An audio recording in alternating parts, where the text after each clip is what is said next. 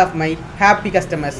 ஒரு கஸ்டமர் ஒருத்தர் community certificate apply பண்ணோம் அப்படின்னு வந்திருந்தார். யாருக்கு சார் அப்ளை பண்ண போகிறீங்கன்னு கேட்டதுக்கு எனக்கு தான் அப்ளை பண்ணோம், அவருக்கு ஒரு 40-45 வயசு இருக்கும். சார் எதுக்கு உங்களுக்கு கம்யூனிட்டி சர்டிஃபிகேட் வாங்க போகிறீங்கன்னு கேட்டதுக்கு என் பொண்ணு 10th படிக்கிறாங்க, அவங்களுக்கு கம்யூனிட்டி சர்டிஃபிகேட் வாங்கணும், அதனால் ஃபஸ்ட்டு எனக்கு வாங்கிட்டு அதை வச்சு என் பொண்ணுக்கு வாங்கணும்னு சொல்லியிருந்தார். உங்களுக்கு என்ன கம்யூனிட்டி ப்ரூஃப் இருக்குன்னு கேட்டதுக்கு என் தம்பிக்கிட்ட கம்யூனிட்டி சர்டிஃபிகேட் இருக்குது, என் தம்பியோட கம்யூனிட்டி சர்டிஃபிகேட்டை வச்சு எனக்கு வாங்கித்தாங்க, அப்புறம் என்னோடதை வச்சு என் பொண்ணுக்கு வாங்கணும் அப்படின்னு சொன்னார்.